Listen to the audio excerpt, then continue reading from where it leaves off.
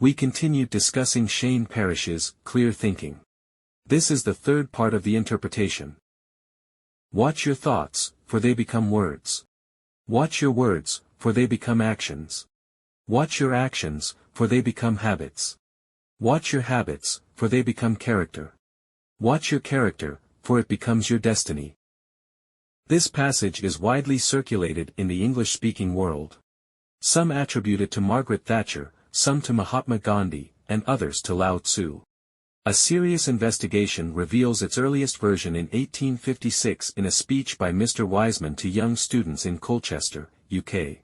The standardized version first appeared in 1977 in a Texas newspaper, supposedly spoken by the late founder of a supermarket chain, Frank Outlaw.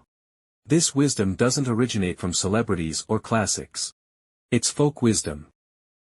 Yet, this passage seems to articulate the meaning of cultivation more clearly than many ancient classics. From the perspective of neural network training, every little detail is training material shaping your consciousness, and consciousness interacting with the outside world is your destiny.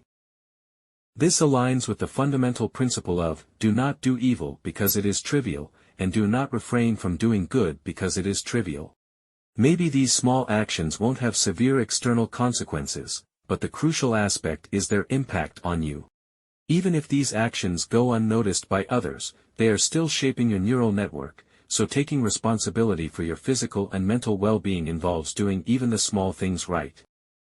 Practicing prudence is not just for moral responsibility, much like dieting is not about saving money but making yourself perhaps more visually appealing. Certainly, not everyone wants to put in that much effort. If the stakes aren't significant, why not live a more casual life? However, if you want to bear non-trivial responsibilities and escape mediocrity, you need to prioritize your neural network's input and output, just as athletes value diet and training. While past classics are good, they consist of scattered aphorisms and lack practicality by modern standards. Silicon Valley life hackers have systematized, precisioned, and even proceduralized self-improvement methods, continually validating them using scientific methods. Many related books suggest that popular methods are converging towards a consensus. Shane Parrish's Clear Thinking is such a manual. In the previous section, we discussed how to add to your abilities, training dominant neural networks.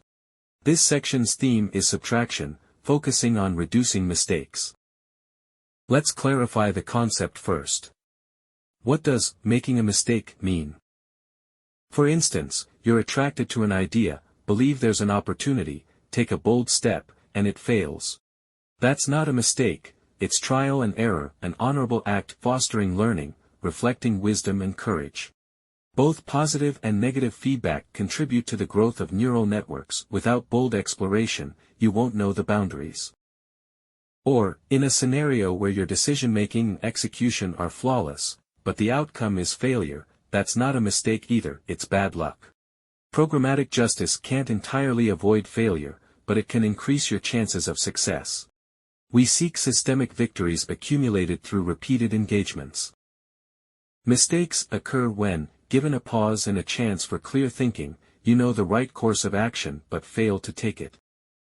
You know you're overweight, shouldn't eat that cake, but you still do. You know work discussions should focus on issues, not individuals, but you can't resist. You know the research for this project isn't complete, crucial information is missing, but you were exhausted at that moment. Your weaknesses hold you back. Parrish categorizes human weaknesses into two types. One is inherent weaknesses, physiological in nature, like hunger, thirst, fatigue, lack of sleep, facing emotional turmoil, occupied attention, and high psychological stress. Situations where you're prone to making mistakes, influenced by cognitive biases. This is analogous to the neural network itself being fine, but there's a problem with its operation, perhaps due to inadequate power supply or hardware malfunction leading to performance degradation. The other is weaknesses formed by habitual behaviors, like training a few bad neural networks. Some people, spoiled by their authority, impulsively give commands all the time. Others, after a series of failures, fall into learned helplessness and become too scared to suggest anything. And some end up in an information cocoon, enjoying their narrow-mindedness. How to avoid being held back by weaknesses. Relying on rationality is unrealistic. Willpower is a limited resource, and the more you use it, the more painful it becomes. In the previous section, we talked about cultivating a strong personality, using a set of good neural networks to run automatically, preventing weaknesses from having a chance to play out. This section can be understood as establishing a higher-level neural network to automatically manage and control weaknesses, forming a guarantee against making mistakes. Parrish lists 5 methods. The first is prevention. If you feel your physical state isn't suitable for making good decisions, then don't make decisions. This is particularly applicable to physiological inherent weaknesses. When you're lonely, you might crave sweets. When you're sad, you might desire alcohol. These are wrong decisions because sweets and alcohol aren't love. They can't solve your lack of love. Sun Tzu said, "Do not act when there is benefit to do so. Wait for potential benefit to ripen." This advises against making important decisions under the influence of emotions. The second is, replace decisions with rules. Don't negotiate with yourself every time on whether to exercise today or not. Establish a rule to exercise every day, no excuses. Rules define who you are. For example, during a company dinner, if someone offers you a drink, it's hard to refuse, facing significant social pressure. However, if you've openly declared a rule of absolute abstinence from alcohol, people will respect that rule. They'll say, "Oh, he doesn't just refuse to drink with us. He's a non-drinker." The third is, create friction. If a certain action is difficult for you, and you don't want to do it, make preparations in advance to make it more challenging. The simplest way to eat less snack is not to buy snacks. The easiest way to reduce phone use is to turn off your phone or leave it in another room. A more stringent approach is to invite friends and colleagues to supervise you. Whoever catches you slacking off during work hours gets a dinner treat. The fourth is, set pause steps. Don't let decision-making be too smooth, actively press the pause button. Daniel Kahneman shared a personal rule with Parrish. He never makes decisions on the phone. For instance, if you call Kahneman, saying, "Professor, I have a research project I'd like to discuss with you. Can we meet tomorrow at 3 p.m.? Professor Kahneman would say, "I never make decisions on the phone. Let me think about it, and I'll get back to you." Bureaucratic steps can slow down decision-making, but they also reduce errors. This is akin to surgeons and pilots going through a checklist before surgery or takeoff. The fifth method might be the most challenging, called shift perspective. Actively see the problem from other people's points of view, and you'll gain a lot.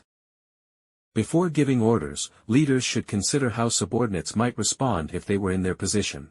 When negotiating, think about what the conditions mean to the other party. Skilled communicators always ask for others' opinions first. Personal perspectives are limited. You'll have many cognitive blind spots.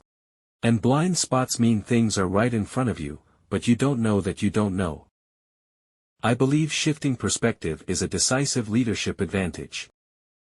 On his first day as captain of the USS Benfold, Captain Michael Abrashoff found soldiers queuing separately from officers during meals. He first empathized with the soldiers, judging that this situation would surely lower morale. Then, putting himself in the officers' shoes, he concluded that they weren't intentionally creating a divide. They simply didn't understand the soldiers' mindset. Abrashoff didn't say a word. He quietly joined the soldiers in the meal queue. By the next mealtime, the officers had learned. If you can consider problems from their perspective while they can only consider problems from their own perspective, they should listen to you. There's an interesting saying of unknown origin that I'd like to share with someone. You speak English because it's the only language you know. I speak English because it's the only language you know. We are not the same. So, what if mistakes have already been made? The instinctive reaction of mediocre people is to cover up mistakes. Those who are both mediocre and stubborn will persist in doing something they know is wrong, expecting a miracle to prove themselves right. When the mistake can no longer be concealed, these people cut ties directly and ignore everything. No explanation, no acknowledgement, and they shift the blame to others. Society won't tolerate such individuals indefinitely. Someone will expose their mistakes. But our traditional methods of correction also have issues. We tend to shout, prevention is better than cure, while asking those who made mistakes for a soul-touching reflection, engaging in various forms of self-shaming and self-loathing, which, besides providing emotional value, doesn't serve much purpose. The correct approach is to treat correcting mistakes as a purely technical operation. Essentially modifying neural networks. Parrish proposes 4 correction steps. First. Accept responsibility. Even if it's not entirely your fault, it's your responsibility. Accepting responsibility gives you control over the situation. Second. Reflect. Understand what went wrong in your decision-making and execution process. Where exactly did things go wrong? Third. Make a plan. Ensure you do better next time. Fourth. Repair relationships. Your mistakes may have harmed others, and now you must find a way to make amends. At the very least, offer a sincere, elite-level apology. Making a mistake is an opportunity. You've discovered that your neural network needs an update. Everyone has inherent physiological weaknesses, but habits developed afterward could infinitely magnify troubles. Parrish's insight is that we easily form bad habits because there's a delay between action and its consequences. For instance, if you eat too many sweets or skip exercise today, you won't immediately become unhealthy. Ignoring your family's feelings won't immediately damage your relationships. Slacking off at work won't immediately get you fired. Bad actions lack immediate feedback, so bad habits form. That's why we should be grateful to those who boldly point out our mistakes. They are training us. Even more frightening than not having immediate feedback is receiving incorrect feedback. Finally, let's hear the admonition of Venerable Hongyi Li Shutong. You said something you shouldn't have, and nothing happened. You made the wrong decision, and miraculously everything turned out fine. You indulged yourself, and unexpectedly made a small profit. Not only did you lack alertness, but you also received encouragement. Thus, your neural network trains in the wrong direction, unknowingly leading to enormous disasters. If you feel there is value in this, please like, subscribe to this channel, and leave your thoughts or suggestions in the comments section. Let's grow together and read more good books.